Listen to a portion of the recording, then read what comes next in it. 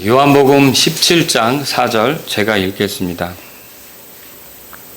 내가 아버지를 땅에서 영화롭게 하였사오니 곧 내가 아버지께서 내게 하라고 주신 일을 끝마쳤나이다. 아멘.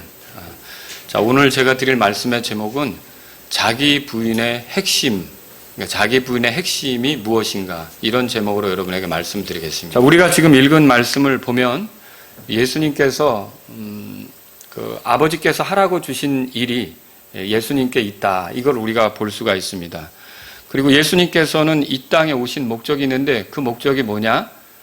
아버지께서 하라고 주신 일을 끝마치는 것이 예수님께서 이 땅에 오신 목적이었다, 이렇게 볼 수 있는 거죠. 그러면 예수님께서 이 땅에 오셔서 하셔야 했던 일, 아버지께서 하라고 주신 일은 뭘까요? 그건 성경 기록대로 우리의 죄 때문에 죽으시고 묻히시고 부활하셔서 죄인인 우리가 하나님께 다가갈 수 있는 그 구원의 길, 이것들을 완전히 마련해 놓으시는 겁니다. 예수님은 이 일을 하셨죠? 그렇기 때문에 17장 여기 4절에 보니까 아버지께서 내게 하라고 주신 일을 끝마쳤나이다, 이렇게 써 있는 거죠. 사실 예수님은 죄가 없으신 분이신데 죄인인 나 때문에 십자가에서 죽으셨고 또 무덤에 묻히셨고 부활하셔서 지금은 살아계시며, 이 살아계신 예수님을 내가 구원자여 주님으로 믿고 의지하면 내 죄들이 하나님 앞에서 모두 용서받게 하시면서 그 예수님을 의지해서 하나님께 떳떳이 나아갈 수 있도록 그렇게 만들어 주셨습니다. 여러분도 그렇게 믿으십니까? 예수님은 충분히 하나님께서 하라고 하신 일, 맡기신 일을 하셨고, 또 이 하신 일을 우리가 다른 편에서 뭐라고 말할 수 있느냐? 순종했다, 그렇게 말할 수가 있습니다. 그렇지 않습니까? 예수님 십자가에서 돌아가실 때 마지막으로 남기신 말이 뭐죠? 다 이루었다, 그거였어요. 그러니까 이 다 이루었다라고 하는 것은 예수님께서 아버지께서 하라고 하신 일을 다 끝냈다, 순종했다, 이렇게 말할 수가 있는 것입니다. 자, 예수님께서 아버지께서 하라고 주신 일을 끝마친 것을 순종이라고 하는데, 이 순종이 뭐냐? 하라고 주신 일을 성실히 이행하는 게 순종이에요. 예수님은 그렇게 하신 거죠. 제가 오늘 자기 부인에 대해서, 그러니까 나를 부인하는 거에 대해서 말씀을 드리려고 하는 건데, 이 나를 부인하는 거, 그러니까 주님 앞에서 나를 부인하는 거, 그러니까 하나님 앞에서 나를 부인하는 거의 핵심은 뭐냐? 다른 게 아니라 순종이다, 이 말씀을 드리려고 하는 겁니다. 순종. 그래서 오늘 제가 여러분과 함께 이 순종이라는 주제로 살펴보는데, 이렇게 하면서 하나님이 우리를 어떤 위치에 있게 하셨는지 이것을 보며 우리가 정말 나를 부인하는 삶으로서 순종하는 삶으로 나아가도록 이제 이 말씀으로 도움받기를 원하는 거죠. 자, 그럼 우리 성경을 한번 보죠. 빌립보서 2장을 가보겠습니다. 자, 바울이 빌립보 교회 성도들에게 이렇게 말했어요. 5절인데 같이 읽어보죠. 읽겠습니다. 너희 안에 이 생각을 품을지니 그것은 그리스도 예수님 안에도 있던 생각이라. 아멘. 자, 여기서 너희 안에 이 생각을 품으라, 이렇게 말한 것은 너희 안에 이 생각이 있게 하라 라고 하는 청유 형태의 명령형이다, 그렇게 할 수 있습니다. 자, 그러면 이게 뭘 얘기하는 거냐? 바울이 그리스도인 안에 이 생각이 있어야 된다, 이렇게 말하는 거죠. 그러면 이 생각은 어떤 생각입니까? 그리스도 예수님 안에 있던 생각이라는 거죠. 그리스도 예수님 안에 있던 생각이 우리 안에도 있기를 원하는 거예요. 그럼 궁금해지죠? 그리스도 예수님 안에 있던 생각은 어떤 생각일까? 자, 그걸 위해서 우리가 6절에서 8절까지 보려고 합니다. 제가 6절 읽겠습니다. 그분은 하나님의 형체로 계심으로 하나님과 동등함을 강탈로 여기지 아니하셨으나 스스로 무명한 자가 되사 자기 위에 종의 형체를 취하시고 사람들의 모습이 되셨으며 같이요 사람의 모양으로 나타나사 자기를 낮추시고 죽기까지 순종하셨으니 그 십자가의 죽음이라 그랬어요. 예수님은 본래 하나님의 형체로 계셨다, 그렇게 말하고 있어요. 자, 이게 무슨 말이냐면 예수님이 하나님이시라는 거죠. 사람이 아니라 예수님은 원래 하나님이시다, 그걸 하나님의 형체로 계셨다, 이렇게 말하고 있어요. 그래서 예수님은 하나님하고 동등하신 분이세요. 그리고 하나님하고 동등하다고 해도 강탈이 아니에요. 강탈이 뭐죠? 자기 것이 아닌데 이렇게 이제 취하려고 하는 거죠. 뺏으려고 하는 게 강탈이란 말이에요. 근데 그렇게 억지로 뺏으려고 하는 게 강탈인데, 예수님이 하나님이 아니시라면 예수님이 하나님이라고 주장하는 거 또는 하나님인 것처럼 보이는 거, 이런 건 다 강탈이 되는 거예요. 하나님도 아니면서 하나님의 행세를 하는 거니까. 그런데 만일 예수님이 하나님이라면 하나님이라고 주장하는 거는 강탈입니까? 아니죠. 하나님이라고 이렇게 보이는 거, 드러내시는 거, 이런 건 강탈입니까? 아니죠. 예수님은 하나님이십니다. 근데 이 예수님이 하나님이신데, 이 본문의 말씀에 보니까 7절에 스스로 무명한 자가 되셨다, 그렇게 돼 있어요. 그러니까 뭐 자기를 내세우려고 하신 게 아니라 무명한 자가 되셨고요, 종의 형체를 취하셨다, 이렇게 또 말씀하고 있어요. 그러면 종이라면 주인이 있어야 되잖아요. 종이라면 자기 혼자 종은 아니잖아요. 누군가를 섬길 때 그거를 이제 종이라고 하지 않습니까? 그러면 예수님이 섬기고자 한 분은 누굴까요? 하늘에 계신 아버지시죠. 그 아버지를 섬기고 자신은 종으로서 이렇게 이 땅에서 살아가시려고 했다는 거죠. 여러분, 종은 놀고 먹는 자가 아닙니다. 아무것도 안 하는 그런 사람이 아니라는 거죠. 뭔가 하는 거예요. 누구를 위해 합니까? 주인을 위해서 하는 거죠. 예수님은 종으로서 뭘 하려고 하신 거예요? 아버지께서 원하시는 바, 특히 아버지가 하라고 주신 일을 하려고 했던 거죠. 자, 그게 어떤 일이에요? 사람의 모습으로 나타나서 사람의 모양을 이루고 이렇게 아버지께서 그 사람으로서 하도록 그렇게 주신 일, 그 일을 이루시려고 했던 거라는 거죠.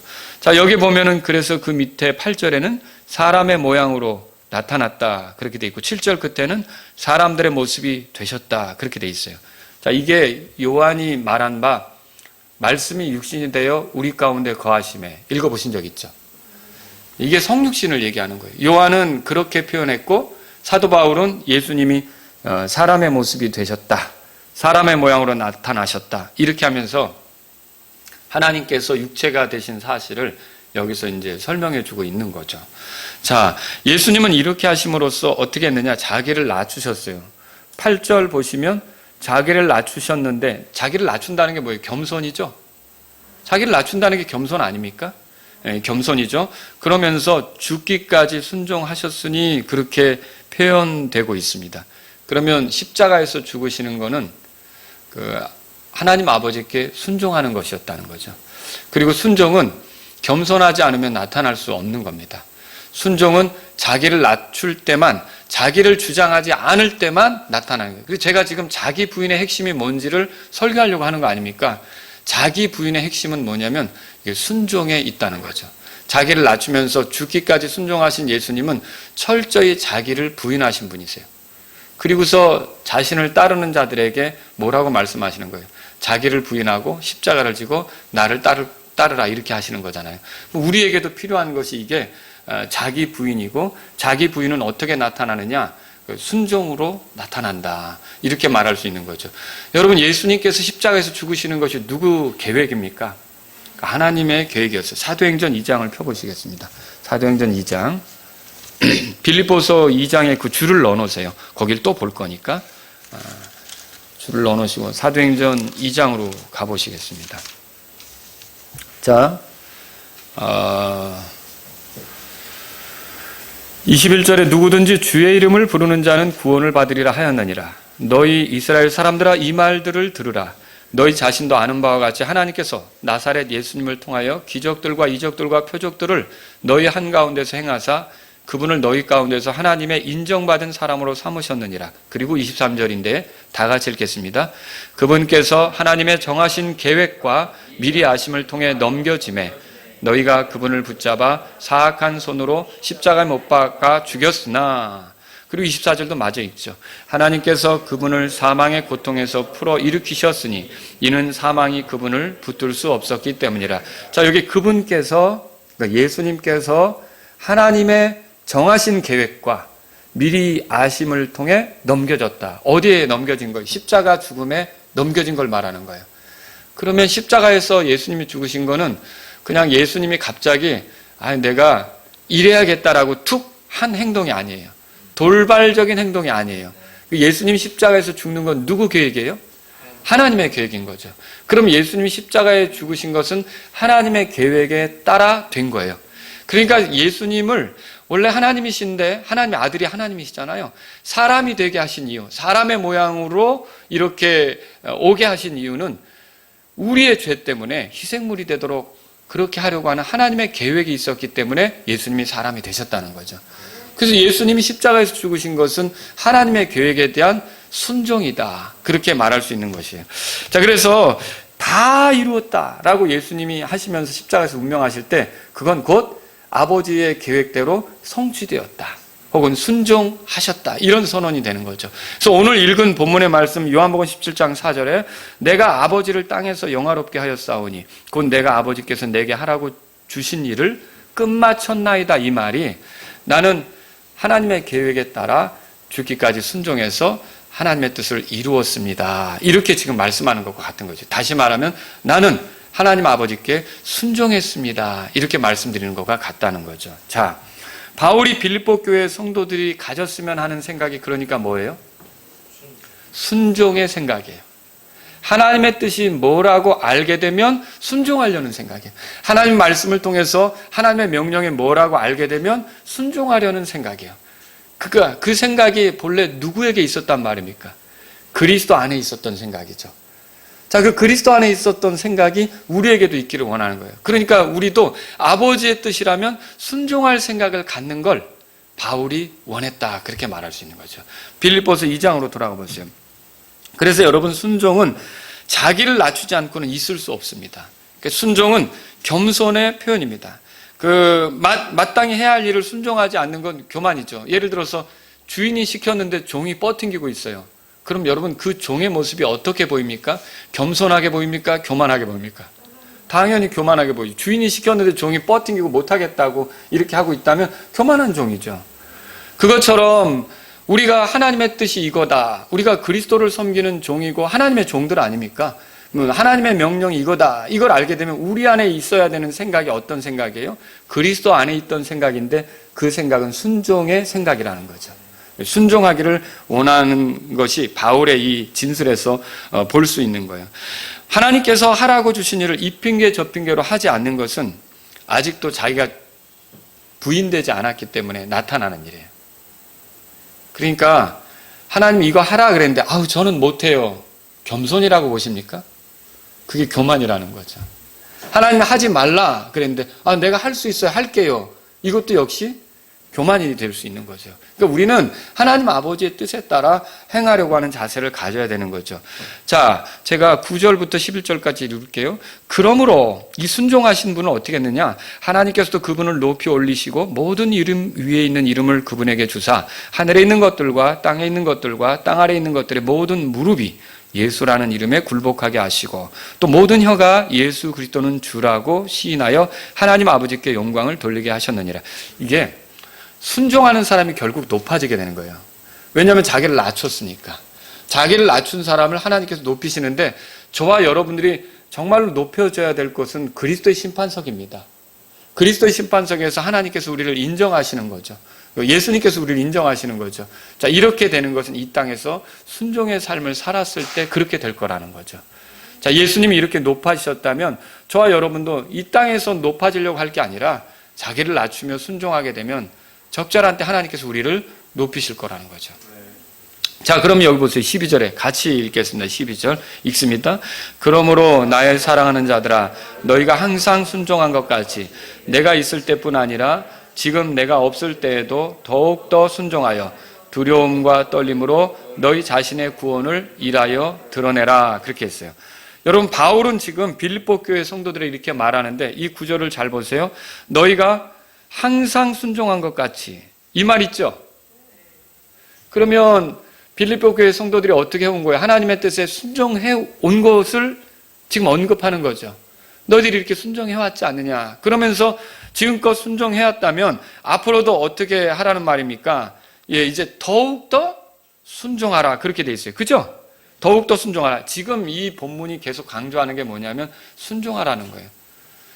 왜 이런 얘기를 할까요? 교회 생활 잘하는 비결이 이거 순종이에요. 자기를 낮추는 거. 자기 부인이 뭐냐면 하나님의 말씀에 순종해서 행동하는 거죠. 그래서 앞에서 빌립보서 2장 1절부터 보세요. 그러므로 그리스도 안에서 무슨 안이나 사랑의 무슨 위로나 성령의 무슨 교제나 무슨 인정이나 긍휼이 있거든 너희는 같은 생각을 품고 같은 사랑을 가지며 한 마음과 한 생각이 되어 내 기쁨을 성취하라. 어떤 일도 다툼이나 헛된 영광으로 하지 말고 오직 겸손한 생각으로 각각 자기보다 남을 더 낮게 여기며 4절 다 같이요. 각 사람이 자기 일들만 돌아보지 말고 각 사람이 남의 일들도 돌아보라. 이 일을 어떻게 잘할까요? 교회에서 이렇게 서로 섬기는데 한 마음을 이루고 남을 챙기고 어떻게 이런 일을 잘할까요? 그거는 다른 게 아니라 5절이 해답이잖아요. 너희 안에 그리스도 안에 있던 생각이 너희 안에도 있어야 된다 그 말이에요. 그러니까 무슨 말일까요? 그리스도 안에 있던 순종의 생각, 하나님의 뜻에 순종하려는 마음이 우리에게도 있다면 이게 가능하다는 거죠. 그래서 빌립보 교회 성도들에게 하는 말이 더욱더 순종하라 이렇게 말하는 겁니다. 자, 순종은 그 구원받은 것을 드러내는 것입니다. 아무것도 하지 않는 것은 그에게 생명이 없거나 병들었다는 증거죠.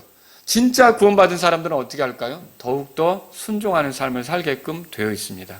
여러분과 제가 자기 부인을 한다, 주님을 기쁘게 한다, 이 모든 것은 순종하는 생각이 있으면 가능한 거예요. 근데 순종할 마음이 없다. 하나님 말씀 들어도 난 내 생각대로 할 거야. 하나님 말씀 들어도 나는 내 기분대로 할 거야. 하나님 말씀 들어도 나는 내 취향대로 할 거야. 하나님 말씀 들어도 나는 내가 보는 관점대로 할 거야. 이렇게 하면 거기에는 서로 조화를 이룬다든지 하나를 이룬다든지 하나님께 영광이 된다든지 이런 건 찾을 수가 없게 되는 거죠. 그래서 우리 안에 있어야 되는 생각이 뭐예요? 순종하는 생각이죠. 자, 빌립보서 2장 찾으셨으면 거기 12절 우리가 조금 전에 읽었는데 보세요. 12절 다시 한번 읽을게요. 같이 읽습니다. 그러므로 나의 사랑하는 자들아 너희가 항상 순종한 것 같이 내가 있을 때뿐 아니라 지금 내가 없을 때에도 더욱더 순종하여 두렵고 떨림으로 너희 자신의 구원을 일하여 드러내라. 자, 이렇게 순종할 때 우리가 구원받은 것을 드러낼 수 있게 된다는 거예요. 개혁성경은 이게 그렇게 안 돼 있죠. 개혁성경은 어떻게 돼 있어요? 항상 복종하여 두렵고 떨림으로 너희 구원을 이루라 그렇게 돼 있어요. 그러니까 구원을 이루라는 말을 만약에 우리가 순종으로 구원을 이룬다 그러면은 아직 구원을 못 받은 거고 그렇게 하면 혼란스럽죠. 지금 이 흠정역에서는 뭐라고 말하냐면 구원받았다면 순종으로 구원을 일하여 드러내라 이렇게 말하고 있는 거예요. 그러니까 여러분이 구원받았다면 나타나야 될 모습이 뭡니까? 순종이라는 걸 얘기하는 거죠. 이게 자기를 부인하고 자기 십자가를 지고 주님을 따르는 거예요. 여러분 예수님이 부자 청년이 이 예수님에게 찾아왔을 때 무엇을 하여야 영원한 생명을 얻냐고 물어본 적이 있었거든요. 자, 그때 율법을 지키라고 그랬잖아요. 그러니까 나는 부모도 공경하고 거짓말도 안 하고 뭐 간음도 안 하고 뭐 이런 거 얘기했단 말이에요. 그러니까 예수님께서 뭐라 그랬어요? 너가 가지고 있는 소유를 팔아 가난한 자들에게 주고 그 뒤에 십자가를 지고 나를 따르라 이렇게 했단 말이에요. 자기를 부인하고 그렇죠. 십자가를 진다는 게 자기 부인을 말하는 거죠. 근데 이 부자 청년이 고민하면서 갔잖아요. 주님은 우리가 주님을 믿는 사람이 되었을 때는 이제 십자가를 지고 주님을 따르는 건데 십자가를 진다는 게 뭐예요? 여러분 십자가를 지는 사람은 돈 벌러 가는 겁니까? 뭐 여행 가는 겁니까? 십자가를 지고 간다는 건 죽으러 가는 거거든요. 거기에는 이제 뭘 해보겠다는 건 없어요. 형장으로 끌려가는 건데요. 그럼 무슨 말이에요? 우리 보고 자기를 부인하고 이렇게 주님을 따르라는 말이죠. 그래서 예수님을 믿는 그 믿음, 구원받은 믿음, 이건 뭘로 나타나는 거냐면 자기를 부인하는 것으로 나타나는 거예요. 그리고 자기를 부인하는 건 그 핵심이 뭐냐라고 말할 때 순종이 핵심이다. 그렇게 여러분이 정리할 수 있는 거죠. 자, 그러면 우리가 어떻게 순종하는 삶이 가능합니까? 여러분, 이것도 그 밑에 나오고 있어요. 13절 읽겠습니다. 13절 다 같이 읽겠습니다. 시작. 너희 안에서 일하사 자기가 참으로 기뻐하는 것을 원하게도 하시고 행하게도 하시는 분은 하나님이시니. 그 원하게도 하시고 행하게도 하시는 분은 하나님이시니라 그러겠어요. 여러분, 하나님은 구원받은 우리를 아무것도 못하는 존재로 만들지 않습니다. 뭔가를 할 수 있게 만든다는 거예요. 그래서 원하게도 한다 그랬어요. 원한다는 건 뭐예요? 우리의 의지가 변화를 받는 거죠. 우리의 의지를 변화시키는 거예요, 하나님께서. 그럼 내가 어떤 새로운 의지를 갖게 하시는 거예요, 하나님이. 그리고요, 또 행하게도 하신다고 써 있어요. 이건 뭐예요? 행할 수 있는 힘을 주시는 거예요. 그러니까 우리가 구원받았다면 하나님은 우리의 의지도 변화시키시고 행할 힘도 주시는 분이 되시는 거예요.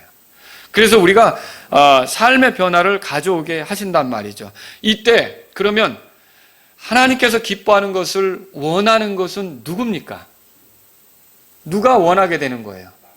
내가 원하게 되는 거예요. 하나님이 원하는 걸 내가 원하게 만든다는 뜻이에요. 무슨 말인지 알겠죠? 하나님이 이렇게 기뻐하는 것을 행하는 건 누굽니까? 나죠. 하나님이 기뻐하는 것을 누가 행하게 만드는 거예요? 내가 행하게 만드는 거죠. 원하는 것도 나고 행하는 것도 나요. 그래서 이렇게 예수님을 믿으면 하나님께서 우리에게 이런 변화를 가져다 주신다라고 하는 거죠. 그래서 결국 우리가 그 능력은 어디에 있느냐? 우리 자신에게 있는 게 아니라 하나님께 있는 거예요. 하나님이 능력이 돼서 우리가 그 하나님으로 인하여서 뭘 원하기도 하고 행하는 게 가능하게 된 거죠. 이게 구원받은 삶이에요. 절대로 여러분과 제가 구원받고 나서 살아갈 때 무기력한 존재로 살아간다. 그거 아닙니다. 아무것도 할 수 없는 존재로 살아간다. 그거 아닙니다. 그래서 나는 못해. 나는 안 돼. 여러분, 이거는 그냥 내 육신만 보는 생각이죠. 내 옛사람만 보면 안 되는 거죠. 주님은 그런 방식의 삶으로 나를 이끄는 게 아니에요. 이 14절 보세요. 14절 다 같이 읽겠습니다. 그래서 뭐라고 그러냐면 시작. 모든 일을 불평이나 시비가 없이 할지니 그랬어요.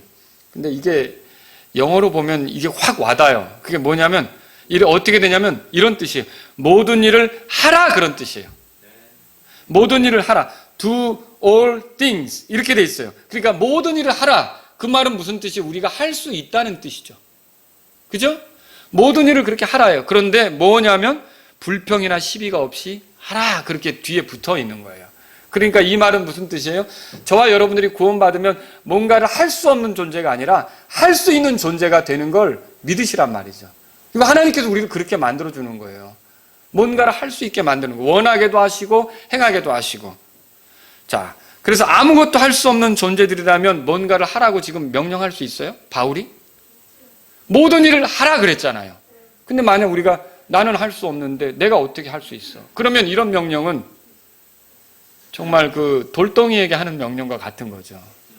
안 해야 될 명령을 하고 있는 거죠. 근데 왜 모든 일을 하라 이렇게 했을까요? 저와 여러분들이 뭔가를 할 수 있는 존재가 되었다는 뜻이에요. 그러니까 하나님은 우리를 허수아비로 만들지 않습니다. 하나님은 우리를 좀비로 만들지 않습니다. 하나님은 우리를 로봇으로 만들지 않습니다. 뭔가를 할 수 있는 존재가 되게 하시는 거죠. 그래서 모든 일을 하라. 근데 불평 없이 시비 없이 그렇게 하라. 이렇게 지금 말하고 있는 거예요. 이 14절 말씀이 그런 뜻이라는 거죠. 자, 그러므로 그리스도인의 삶은 무기력하지 않습니다. 하나님의 아들로서 엄청난 삶을 살 수 있게 된 거죠. 그래서 그 다음 구절 보세요. 15절에. 다 같이 읽겠습니다. 이것은 너희가 흠이 없고 무해한 자, 곧 구부러지고 비뚤어진 민족 가운데서 책망받을 것이 없는 하나님의 아들들이 되게 하려 함이라. 그런 민족 가운데서 너희가 세상에서 빛들로 빛나면, 여러분, 만약 내가 아무것도 할 수 없다면 어떤 명령이 주어지든지 내 책임 아닙니다. 그쵸? 내가 아무것도 할 수 없는 존재라면 어떤 명령이 주어지든지 내가 그렇게 못한다고 해서 내 책임이 아니란 말이죠. 근데 만일 내가 뭔가 할 수 있게 되었다면 어떤 명령이 주어질 때 안 하는 건 누구 책임이에요? 내 책임이죠. 하는 것도 역시 내 책임이 되는 거고요. 근데 여기 보세요. 책망받을 것이 없는 하나님의 아들들이 되게 하려 함이라 그렇게 써 있어요. 그 말은 무슨 뜻이에요? 뭔가 하라고 했을 때 그것을 순종함으로 너 참 괜찮은 아들이다. 아버지의 뜻을 순종했으니까 괜찮은 아들이다. 책망받을 것이 없도록 그렇게 되기를 바란다고 그랬잖아요. 그럼 이 구절이 내포하고 있는 바가 뭐예요? 우리가 순종을 통해 아버지의 뜻을 따를 때 책망받을 것이 없는 아들이 된다는 뜻 아닙니까? 근데 만일 명령이 있는데도 우리가 순종하지 않는다면, 하나님의 뜻에 따르지 않는다면 우리는 책망을 받을 수밖에 없다는 거죠. 그죠? 지금 이 말씀이 그렇게 말하고 있는 거죠. 여기서 잠깐 여러분하고 같이 요한복음 1장으로 가보려고 그래요. 이게 그리스도인 안에, 예수님을 주로 모신 사람들 안에, 예수님을 영접한 사람들 안에 어떤 능력이 주어졌는지를 볼 필요가 있다는 겁니다. 자, 요한복음 1장 12절에 보세요. 12절 다 같이 읽겠습니다. 그분을 받아들인 자들, 곧 그분의 이름을 믿는 자들에게는 다 하나님의 아들이 되는 권능을 그분께서 주셨으니. 자, 이 구절이 뭘 말하고 있습니까? 하나님께서는 예수님을 믿는 사람들에게 주신 게 있어요. 여러분 예수님 믿습니까? 그럼 우리에게 준 게 있단 말이에요. 그럼 우리에게 뭘 줬느냐? 이 구절을 보니까 권능을 주셨다고 돼 있어요. 그렇게 써 있지 않습니까? 하나님께서 보세요. 하나님께서 우리에게 권능을 주셨어요. 권능을. 그러면 그게 무슨 권능입니까? 아들이 되는 권능이래요. 그럼 이 아들이 되는 권능은 뭐냐면 우리가 아들이란 지위를 얻는 것은 물론이고 아들로서 살아가는 권능을 우리에게 주신 거라는 거죠. 자, 이게 있는 거예요. 이 권능이 있다는 것을 알아야 돼요. 주머니에 내 돈이 있는데도 돈 얼마 넣어놓는지 모르고 살아가는 사람도 있어요. 여러분 지갑에 지금 얼마 들었는지 아세요? 10,000원짜리가 몇 장이고 1,000원짜리가 몇 장이고 모르는 경우도 있어요. 그런데 하나님께서 우리에게 권능을 주셨는데 모르고 살아가는 경우도 있다는 거죠. 그러니까 어때요? 매번 넘어지는 거예요. 하나님은 우리에게 권능을 주셨어요. 하나님의 아들로 살아가는 권능을 주셨단 말이죠. 이거는요, 나무가 되는 권능이 아닙니다. 돌덩어리가 되는 권능이 아닙니다. 쇳덩어리가 되는 권능이 아닙니다. 아들이 되는 권능이라고 그랬어요. 그럼 왜 나무가 아니고 돌이 아니고 아들이라고 표현했을까요? 아들은, 이 아들이란 말에는 생명이 있다는 거예요. 생명이 있다는 말이에요. 생명.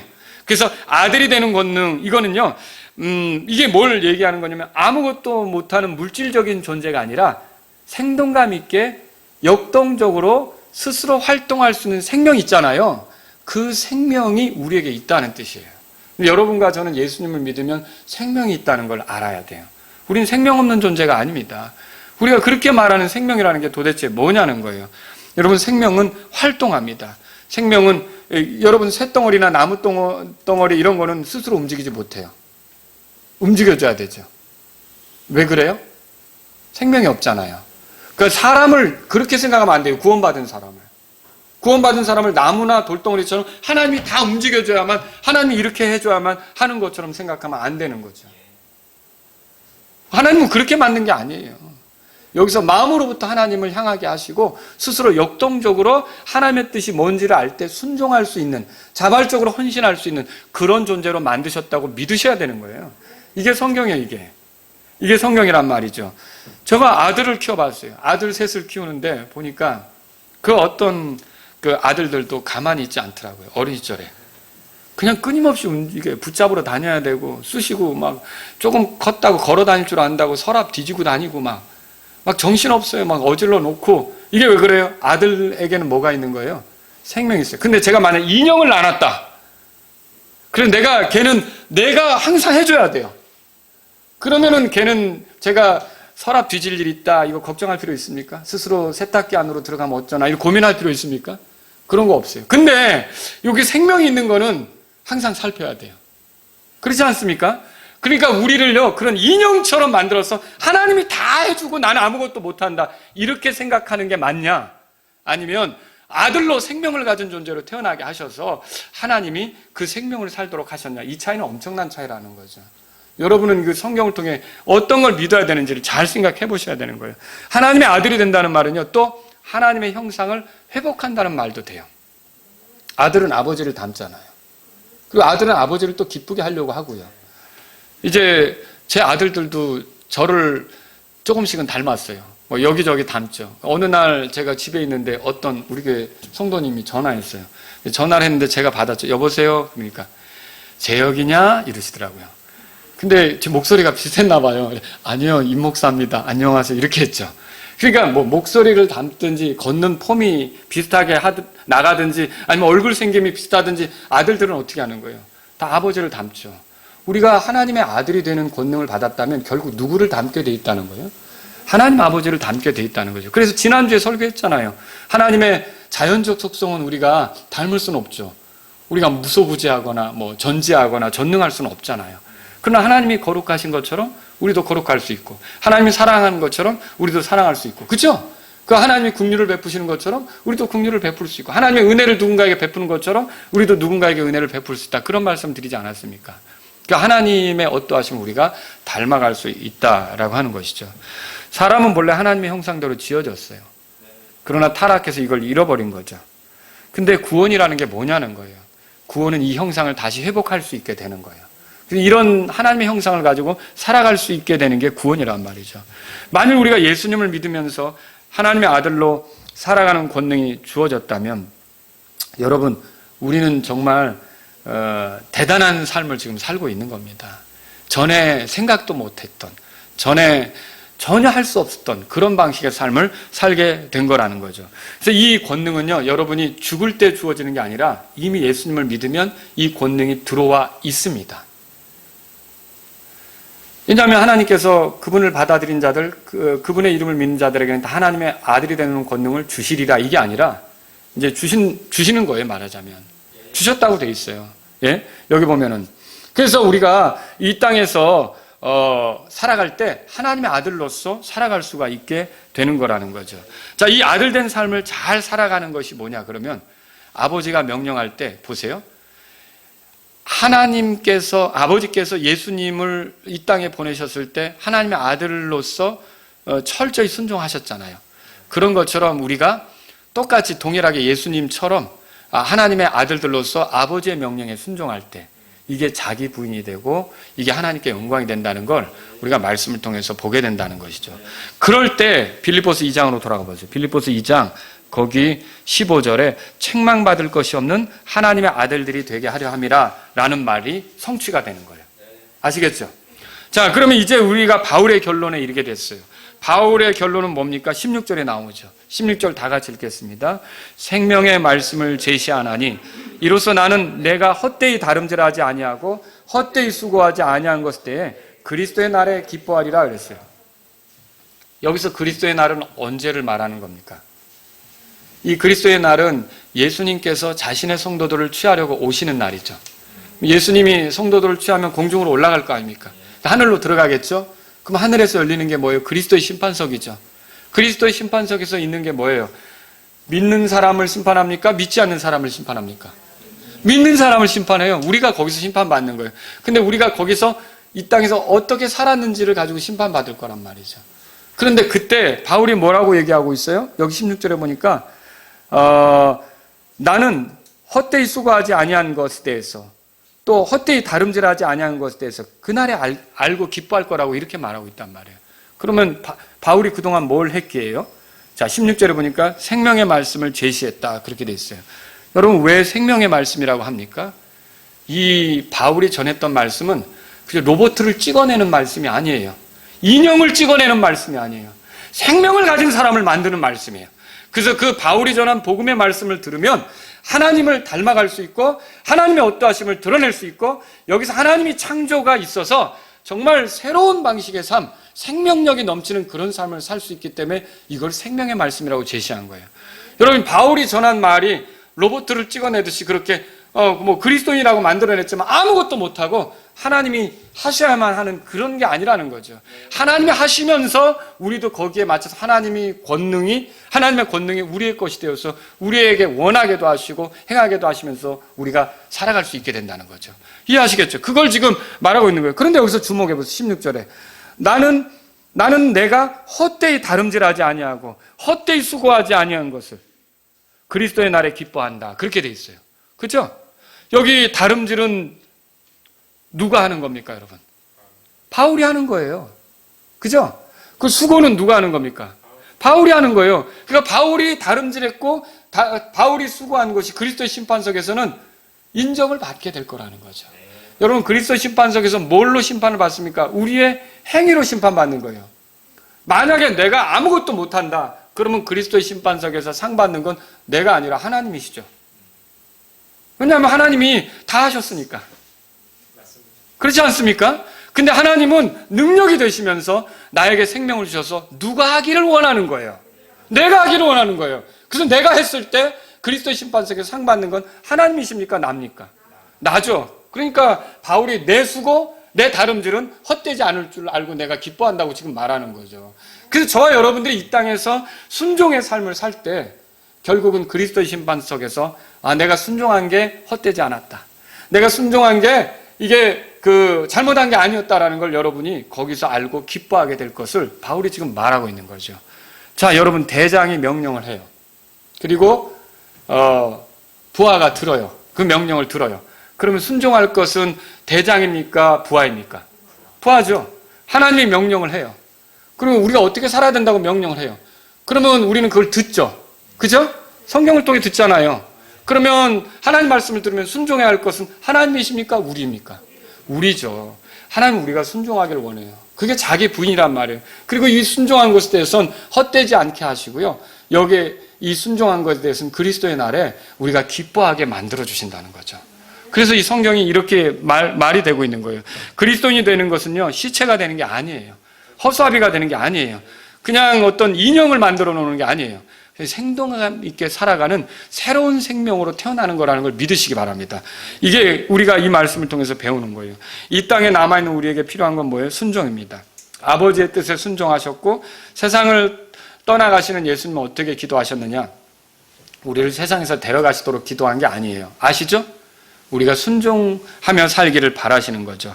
자, 우리에게 할 일이 있어요. 할 일이 우리의 몫인데 주께서 우리에게 하라고 주신 일을 우리는 예수님이 끝마치신 것처럼 우리도 성실하게 이행해서 끝마치는 게 필요하다는 거죠. 순종하는 게 필요하다는 거죠. 우리가 그리스도인이라면 우리는 하나님의 아들입니다. 그리고 하나님의 아들일 뿐만 아니라 종이기도 해요. 근데 어떤 분은 종이라 그러면 불쾌하게 생각을 할 수도 있어요. 우리가 아들인데 왜 자꾸 종이라고 하느냐. 여러분, 예수님도 하나님의 아들이시지만 스스로 종의 형체를 가셨다고 돼 있어요. 그러니까 우리도 어떻게 하냐면 하나님의 아들인 건 맞지만 섬기는 측면에서는 또 종으로서 섬기는 것도 가능하다는 거죠. 그러니까 한쪽으로만 기울어지지 않았으면 좋겠어요. 우리가 아들로서 상속도 누리는 거고 아버지의 어떠하심을 닮아가는 거 맞고 종으로서 우리가 순종하며 섬기는 거 이것도 맞고 우리가 다 하나님 말씀에서 배우는 거 아닙니까? 로마서 1장 1절에 뭐라고 써 있어요? 예수 그리스도의 종 바울은 이렇게 돼 있어요. 바울이 자기를 뭐라 그랬어요? 종이라고 그랬어요. 고린도전서 7장 20절에 이렇게 써 있어요. 부르심 받은 자는 그리스도의 종이다. 우리가 부름 받은 게 맞아요? 하나님에 의해서? 그럼 우리가 누구 종이라고요? 그리스도의 종이라는 거죠. 또 갈라디아서 1장 10절에 내가 아직도 사람을 기쁘게 한다면 결코 그리스도의 종이 아니리라. 그렇게 돼 있어요.